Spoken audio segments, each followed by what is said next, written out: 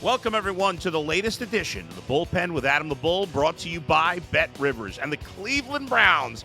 Yes, my friends, the Cleveland Browns are now 10-5. They've done it again, an absolutely dominating effort. Yeah, things got a little sloppy in the fourth quarter, and the second-team defense was ugly in the fourth quarter, and injuries to the kicker and punter are a concern.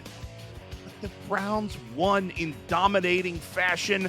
36-22, the final wasn't nearly as close as even that score indicates, and that's a 14-point differential. The Browns' offense was fantastic for most of the day. The Browns' starting defense was fantastic. Special teams ugly. We'll talk about that and a whole lot more. But first, we go back to the beginning. The Browns get the ball as they always seem to do. That's all coming up on the latest edition of the Bullpen with Adam the Bull, brought to you by Bet Rivers. You're watching Adam the Bull on the Bet Rivers Network. All right, folks, get extra value this football season with Bet Rivers Squares. Win up to $10,000 in bonus cash. That's bet $10 in same-game parlays on any game with the Squares icon to earn a square. 10-5. The Browns, despite leading the league in turnovers, are 10-5.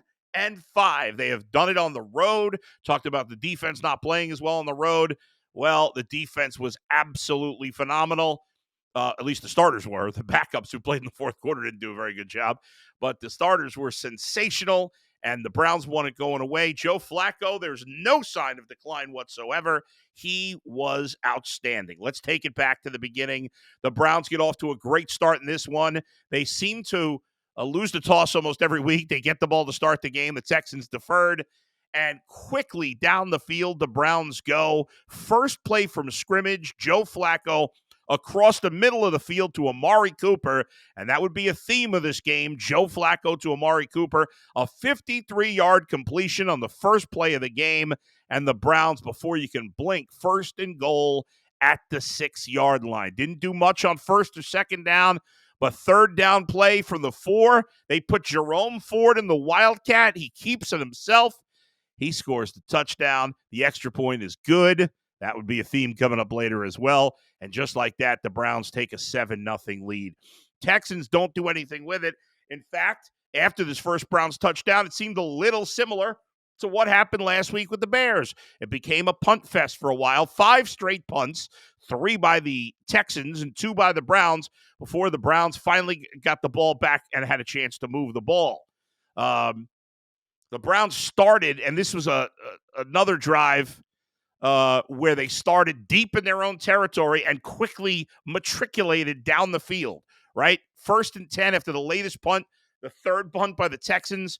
The Browns started at their own 10-yard line. Jerome Ford carried the first 2 plays of that drive, got 5 yards on first down, got 10 yards on second down. So now the Browns are looking at a 1st and 10 at the 25-yard line. We talked about the theme of this game. Joe Flacco to Amari Cooper. This one down the left sideline. Amari Cooper, another theme of this game, keeps his feet in bounds, makes the catch, and shimmies right down the sideline. Touchdown, 75 yards. The Browns take a lead, increase their lead to 14-0. Dustin Hopkins with another extra point. But then the first bad thing of the day that happened, special teams breakdown on the Dustin Hopkins kickoff following that Browns touchdown. The Texans return it for a touchdown who was it? Damian Pierce. That's right. Damian Pierce, their backup running back, goes 98 yards of the kickoff return. That's bad enough as the special teams collapsed on this play. But even worse, kicker Dustin Hopkins, who was trying to trail the play and make a tackle from behind, he hurts himself. Looked like he pulled a quad. We'll see officially later in the day. But not only did the Texans score a touchdown on the kick return, Dustin Hopkins was out of the game. He would later be ruled out for the rest of the game. The Browns would go 3-and-out after that, but the Texans would go 6-and-out, but lose yardage on the play. But at this point now, the Browns get it back. Field goal is no longer an option. They get the ball up 14-7. The game's still a little bit in doubt at this point, although the Texans had not moved the ball at all in the first half. They barely had any yardage on the offensive side of the ball. Browns, after a punt, get it back at midfield to start this drive, middle of the second quarter. First two plays go nowhere, but then a 3rd and 10 play, one of the few good plays of the game that didn't go to Amari Cooper. This one to Elijah Moore. He gets 18 yards on a 3rd and 10 and a first down at the Texans 32. I had said Elijah Moore would have a big game.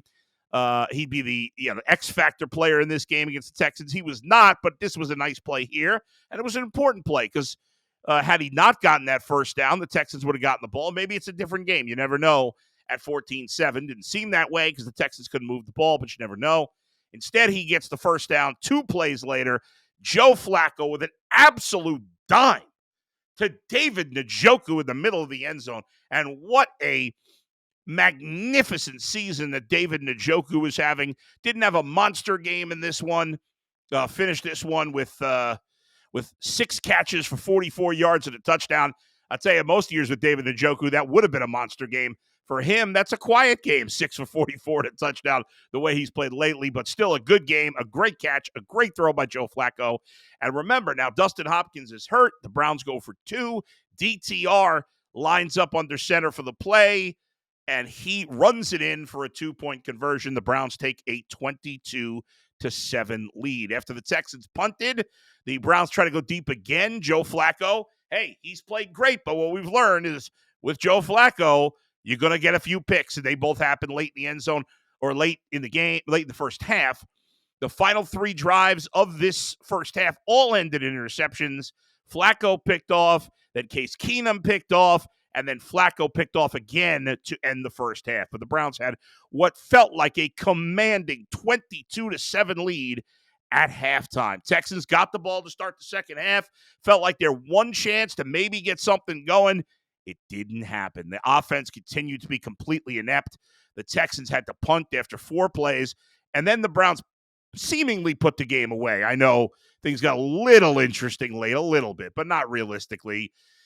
That's because after that first punt to start the second half, the Browns not only scored, but had a drive of drives, 18 plays, 94 yards, 9 minutes, 39 seconds, concluding with a touchdown. Joe Flacco started on his own 6-yard line. They methodically moved down the field, and after a bunch of drives that have had monster gains on them, there was not a lot of huge plays on this drive. That's why the drive took forever. They did get a 19-yard completion on 2nd and 9 from Joe Flacco to Amari Cooper, but that was about it. I mean, of course, I shouldn't say that was about it. On 4th down and 8, remember, 4th and 8 at the 30, the Browns at the time are up 22-7. Normally, you'd be kicking a field goal here with Dustin Hopkins, but again, he's hurt. And on the 4th down and 8 play, Joe Flacco, you guessed it, Amari Cooper, 13 yards, a Browns first down at the 17. Eventually, from the 7-yard line, Joe Flacco hits Amari Cooper once again. 2-point conversion as Jerome Ford rushes it in. He failed to get he tried to rush it in. He did not get the 2-point conversion. And the Browns, the lead is 28-7. The Case Keenum would again be picked off on the next drive, and that's when the Browns scored one more time. They started a drive with 1:37 to go in the third quarter. This drive went into the fourth quarter. The drive ending 1st and goal at the 1-yard line as Kareem Hunt went right through the middle. Touchdown, 2-point conversion from Joe Flacco to, yes, Amari Cooper yet again, who had a magnificent game. Cedric Tillman made a couple of plays on this drive. Joe Flacco hit Amari Cooper to get this drive going from midfield on 21 yards, and it felt like that was it, right? 36-7 after they get the 2-point conversion to Amari Cooper. 36-7. Texans get the ball. Defense stops them again. They're stopped on downs. Okay, so the Browns get the ball back. Joe Flacco's pulled from the game. Why not? It's 36-7 with just under 11 minutes to go. DTR has the ball. Browns at this point now, Corey Bojorquez gets hurt too. I'll be honest, I missed when Bojorquez got hurt. I don't even know. Nobody really knew when it happened. I don't know. Maybe I didn't say it on the broadcast. But he's out, so the Browns couldn't even punt at that point, but not that they needed to because they started that drive after the Texans were stopped on downs at the Houston 40. They eventually got stopped at the Houston 29-yard line, and the Texans got the ball. So the Browns went to the backups. So remember, it was 36-7, and the only points by the Texans were a kick return for a touchdown. But the Browns' backup defense came in. Now, at this point, with the injuries you've had, you're pretty far down the depth chart on the Browns' backup defense. And this, outside of the special teams injuries and the bad coverage on the kick return, the only other bad thing about this game, the Browns' defense, the backups in the fourth quarter, the Texans now going to Davis Mills, march down the field from their own 39-yard line, 10 plays, 61 yards. They score a touchdown. They get a 2-point conversion. Then they recover the onside kick and score another touchdown. And all of a sudden, it's 36-22, and there's still over 4 minutes to go in the game. What happens here? The Texans try an onside kick again. This time the Browns recover. But the Texans, the Browns have to, they brought their starters back in. Joe Flacco came back in the game. Browns moved the ball down the field. And eventually, again, because you can't get a field goal, they have no kicker, they had no backup option. It was so weird. They end up with a 4th and 12 at the Houston 15 with just over 2 minutes to go. They're stopped. Texans get the ball. Browns have to bring their starting defense back again. In addition to the starting offense, they eventually end the drive. The Texans moved it just into Browns territory. They stopped the drive, and that's it. Zadarius Smith got banged up on that final drive. I'm pretty sure he came back in the game before it was over. But he was having a magnificent game. Zadarius Smith had his best game as a Cleveland Brown. I thought he was great. Again, the only negatives in this game, the injuries, the bad coverage on the kick return, and the second-team defense was bad in the fourth quarter. Not good that you had to bring the starters back in on both sides of the ball, but no harm, no foul. The Browns are 10-5. One of their best road games, a very impressive win. They have not clinched the playoffs, but they have a 99% chance of making the playoffs. I believe my man Earl was right. I think the Browns are going to win out. I think they're going to smoke the Jets. The Jets blew a game to Washington. I didn't even see the final score of that. Let's see if that game is now over. Is that game over? Oh, no, the Jets did blow a game to Washington, but they came back and kicked the game-winning field goal. So the Jets did win. But the Jets are horrible. The Browns are going to smoke them at home. Final home game of the year for the Browns. Thursday night football. Browns win. They clinch. The crowd's going to be absolutely bananas here in Cleveland in a few days. It's going to be great. The Bengals defense is falling apart. The Browns are going to have extra time. I think the Browns are going to win out. Kevin Stefanski's the coach of the year. There's no doubt about it. This team is 10-5. With all the injuries they've had, they've won 6 of their last 8 games, 8 of their last 11 games after starting 2-2 at the beginning of the season. It's absolutely remarkable. They have made it through all the injuries. They've made it through all the adversity that they've had to deal with. It's been crazy. And they have to deal with more adversity because they may need a kicker this week. They may need a punter this week. We're going to wait for injury updates on Hopkins and Bajorquez, but it's a short week. You're playing the Jets on Thursday, so they're probably going to need to bring a kicker. Go call Robbie Gould. I wanted him in the beginning of the year. I was wrong. Hopkins was the right call, but Robbie Gould's still real good. He retired recently. Get him out of retirement. Get him here. Give him get Phil Dawson back. I don't care. It's got to be a veteran. Got to be a veteran. Not Phil Dawson. He's too old, but you know what I'm saying. Well, we got a little work. Fortunately, nobody else was hurt, as far as I could tell. It was just a punter and kicker, but it's a big deal. Obviously, you could survive without Hopkins the next 2 weeks, but hopefully you get him back for the playoffs because this team is going to the playoffs. I don't know what the combination of games that would have to go wrong. Browns control their own destiny, and we'll all keep an eye. Monday Night Football, Ravens, Niners. If the Niners win that game, then the Browns are very much alive to win this division.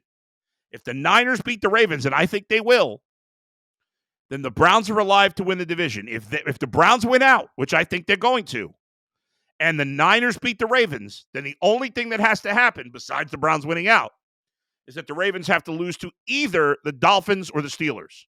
And the way the Steelers played against the Bengals and the way the Steelers have traditionally played against the Ravens, it's not impossible. The Browns can still win this division. I can't say enough remarkable things about Kevin Stefanski. Now let me say remarkable things about Joe Flacco. He was sensational again. 27 of 42, 368, 3 touchdowns, 2 picks. The 2 picks did not hurt. They were non-factors in this game. He was fantastic. They couldn't run the ball again. 30 carries for 54 yards. If you look at just the running backs, Ford couldn't do anything. He had 1 carry for 10 yards, I mentioned. The other 14 carries for 15 yards. Pierre Strong, 5 for 22. Had a couple of decent runs. Kareem Hunt, 7 of 11. They're doing this all in the air. The running backs, 27 carries for 58 yards. 27 for 58. That's barely over 2 yards a carry. It is a passing game offense completely. Mentioned Flacco, again, sensational. He's got to be in the group for comeback player of the year. Who knows? He may get a Pro Bowl bid. The way this guy is playing, the Browns are an absolute Super Bowl contender. There is no doubt about it. They have the best defense in the NFL. Joe Flacco's playing phenomenal football. I cannot believe I'm saying it, but now I can believe it because he has been sensational. Sensational. Yes, there's some mistakes. Yes, there's some turnovers. But the good way outpaces the bad when it comes to Joe Flacco. He has made so many great throws. And let me talk about Amari Cooper. 15 targets, 11 catches, a Browns record, 265 yards, 2 touchdowns. Broke Josh Gordon's record from 10 years ago. First Browns receiver ever with back-to-back 1,000-yard seasons.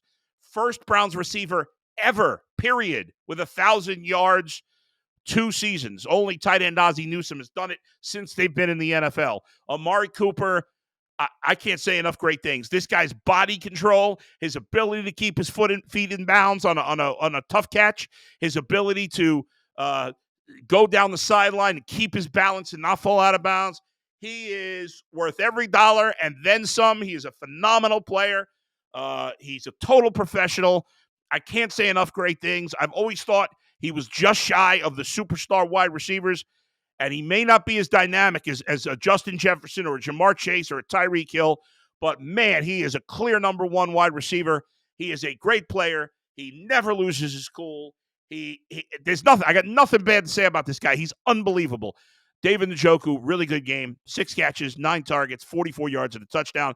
Not much from anybody else. Elijah Moore, third on the team with 19 yards. He, Jordan Akins, and Cedric Tillman and Kareem Hunt had 2 receptions each. Sione Taki played a really good game, he led the team with 7 tackles. JOK, I'm not calling him Jock, Earl. Not calling him Jock. Stop with that nonsense. 6 tackles, second on the team with 6 tackles. 2 passes defended. He was an impact player again. Ronnie Hickman did a nice job. DeAnthony Bell had 2 passes defended and a quarterback hit. Myles Garrett, 2 tackles for a loss. Still no sack. The sacks droughts continue for him, but he played a role in this game, caused some pressures, no doubt. Martin Emerson Jr. Got called for a couple of penalties, but made some plays. Adarius Smith had officially 2 sacks, but he really had 3. 1 was called back on a penalty. Alex Wright also with a sack again this week, and a pass defended, and a quarterback hit. We're getting great play. The starting defense is playing great. The offensive line, give them credit. They can't run block, or I don't know. I mean, the Browns ran it 30 times. It wasn't like they didn't run. The run blocking, I don't know. Some of that's on the offensive line, no doubt. Some of it's on the fact that Jerome Ford seems to have no vision in my mind, and I think we saw that again. But on the pass blocking, they were lights out. Joe Flacco dropped back 42 times. He was not sacked once. Not once, 42 times. The Texans were terrible. They did nothing on offense. Absolutely awful. Case Keenum stinks. He was horrible in this game. Great win by the Browns. 36-22 the final. The Browns are most likely going to be the 5 seed in the AFC, which means they'd probably play whichever team ends up winning the AFC South, which right now would be Jacksonville, with Houston losing and Indianapolis losing. We'll see, though. But, again, the Browns at the moment have the 3rd best record in the AFC, a half game better than the Chiefs, a half game worse than the Dolphins, a game and a half behind the Ravens. But the division is still up for grabs. The Browns are going to go to the playoffs. There's no way they're not going, even though it's 99, not 100% right now. They have not officially clinched. They will on Thursday. They are going to smack around the Jets. That's it. What else is there left to say? Great performance by the Browns. Thank you all for joining me. Thanks, Brian Monzo, for producing. I love you all. This is so much fun. Merry Christmas, everybody. Happy New Year, but I'll say that again because we'll be back on. Please hit the subscribe button. Please give me a thumbs up, like. Everybody be safe, be happy, enjoy your holidays, enjoy your meals, do it all, get great gifts. Browns win. They're going to the playoffs 99%. I'm saying it's 100% because they're going to kick the crap out of it. They're going to beat the shit out of the Jets. Let's just face it. The Jets suck. They're a disgrace. Their coach is an embarrassment. Their franchise is an absolute disgrace. I don't care that they won because Washington's a disgrace too.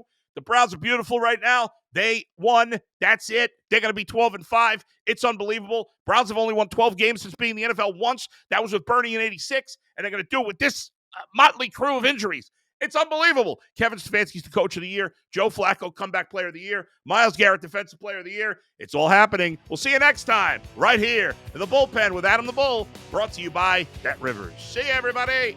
Hey, go Browns.